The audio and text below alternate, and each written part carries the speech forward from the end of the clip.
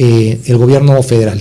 Lo dicen la Organización Mundial de la Salud, que gracias a esta atención tan oportuna que tuvo el gobierno mexicano en hacer con mucha claridad el señalamiento de que estábamos ante un nuevo virus y que ese virus requería tomar medidas extremas de precaución, de aislamiento, se evitó que se tuviera un escenario que pudo haber sido realmente caótico.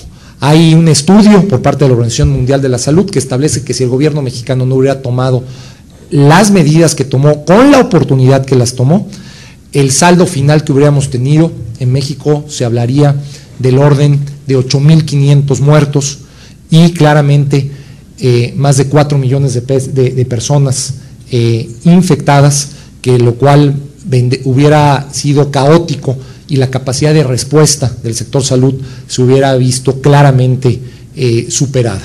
Hoy tenemos alrededor de 118 casos confirmados y esto es, insisto, gracias a las medidas oportunas que tomó el gobierno mexicano. Aquí el IMSS tuvo un rol fundamental, si bien es cierto que ya estábamos en los meses anteriores, se habían hecho los planes para atender una contingencia, como bien señala Ricardo, pues nos tuvimos que meter a la operación y probablemente lo que nos hubiera tomado en entender algunos meses, pues lo tuvimos que hacer en 3 semanas. La respuesta que tuvo el instituto fue una respuesta, me parece, muy decorosa. Se abrieron las puertas del instituto, como lo señala la propia ley, en casos de emergencia, a derechohabientes y a no derechohabientes. Se atendieron más de 4 millones de consultas, nada más orientadas a un diagnóstico que pudiera coincidir con el de la influenza. Se tuvo una capacidad de respuesta de darle al personal médico todo digamos, los insumos que requieren para hacer adecuadamente su trabajo. De lo que se trataba es que los médicos del instituto fueran parte de la solución y no parte del problema, que fueran ellos los que primeros en infectarse, porque son finalmente los más vulnerables, los que más cerca están de los pacientes. Se tuvo una reserva estratégica del antiviral. En fin, me parece que los resultados ustedes los conocen bien. El instituto no solo apoyó en la parte de la contingencia, sino también con una negociación con la Secretaría de Hacienda se dieron facilidades para el pago de las cuotas patronales, sobre todo en los meses en donde se tuvo el mayor deterioro económico a consecuencia de la contingencia epidemiológica, con este descuento del 20%, que quiero señalar que no impacta las finanzas de la institución, no lo hubiéramos aceptado así, sino es un subsidio directo que da la Secretaría de Hacienda, y por otra parte el diferimiento del pago de los meses subsecuentes para apoyar a aquellas empresas que pudieran estar en una situación de, digamos, de falta de liquidez. Finalmente, y si están de acuerdo, lo del tema del Seguro Popular lo pudiera abordar en la sesión de preguntas y respuestas. Quisiera hacer una reflexión sobre los últimos acontecimientos que ha vivido el instituto, que están vinculados con la tragedia de la guardería de Sonora. Si pueden pasar la siguiente, por favor.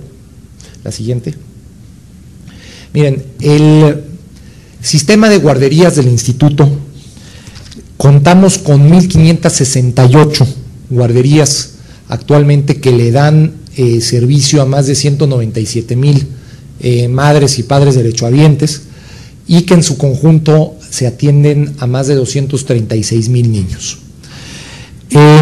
Estas guarderías, que se denominan vecinal comunitario único, son las que comúnmente se conocen como las subrogadas o la de prestación a servicios a terceros. Este esquema, como ustedes saben, inició hace más de 25 años, empezó en 1983. El crecimiento más importante que se ha tenido es a partir del 2000. A partir del 2000 se habían adjudicado el 50% de estos contratos. Del 2000 a la fecha hay el crecimiento del 50% restante, y esto lo que nos permitió es atender la demanda tan importante que estábamos teniendo de madres trabajadoras. Hoy, con estas cifras, estamos atendiendo solo 1 de cada 4 de la demanda potencial. Déjenme explicar qué es la demanda potencial. Si todas las madres a las cuales se les da una incapacidad por maternidad en el Seguro Social nos demandaran el servicio de guarderías, esa es la demanda potencial, que estamos hablando alrededor de 960,000 casos. Hoy estamos atendiendo alrededor de 197,000, por eso lo ubicamos en alrededor del 25%. Este crecimiento al inicio de esta administración lo teníamos en el 12%, es decir, este esquema de subrogación sin duda alguna nos ha permitido atender esta demanda creciente. Sin duda alguna, si bien es cierto que el tema de calidad dentro de las guarderías es un tema parte del modelo que tenemos que perseverar, que tenemos que fortalecer, la tragedia de Hermosillo nos deja claro que en términos de seguridad y protección civil, el rol que tiene que estar jugando el Instituto Mexicano del Seguro Social es un rol mucho más activo, mucho más protagónico, por decirlo así. Aquí lo que estamos planteando, siguiente por favor, es una estrategia en la cual, además de que el instituto no descanse exclusivamente en las autoridades estatales y en las autoridades municipales para aspectos de protección civil, aquí el instituto va a jugar un rol mucho más activo. Hemos logrado un acuerdo con la AMIS para que tengamos como parte de la norma fundamental el que cualquier guardería que opere en el esquema de prestación de servicio cuente con una póliza de seguros para responsabilidad civil, para incendio, para terremoto, para inundación, y hemos llegado con la AMIS a un acuerdo de cuál debe ser el protocolo que debe de mantener y que deben ellos de evaluar antes de dar esa póliza.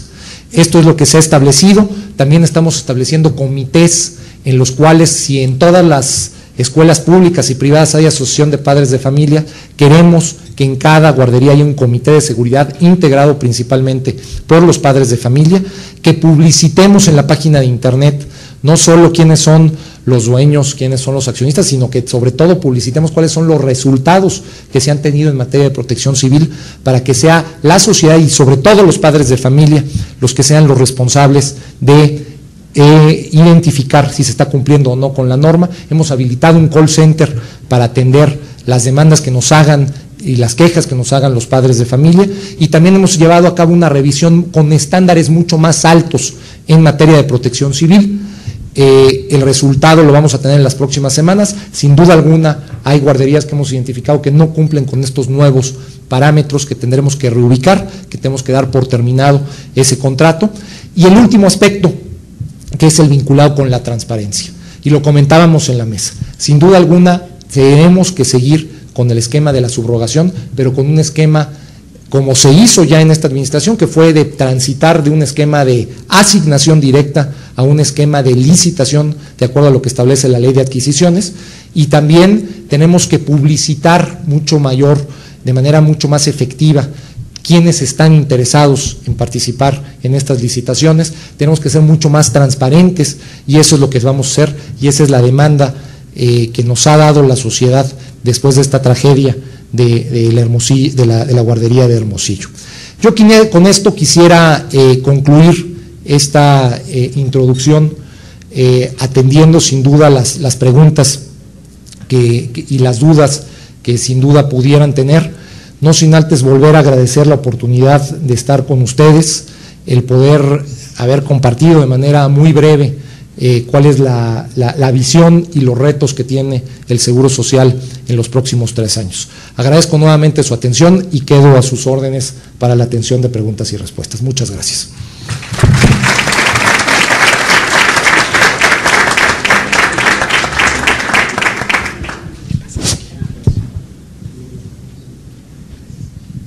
Bueno, tenemos ya algunas preguntas. Agrupé algunas, sobre todo las de carácter financiero. Voy a hacer un bloque de 2 o 3 preguntas para después pasar a las siguientes. En cuanto a lo que es viabilidad financiera, ¿cuál es el efecto en el presupuesto de ingresos del Seguro Social como consecuencia del alto nivel de bajas que se espera en el año por causas del desempleo? ¿Y qué medidas se tomarán para cubrir este déficit? Después de las últimas reformas a la ley del Seguro Social, ¿cuál ha sido el resultado financiero y cuál será la perspectiva de mediano y largo plazo? Después de las últimas reformas a la ley del IMSS, ¿cuál ha sido el resultado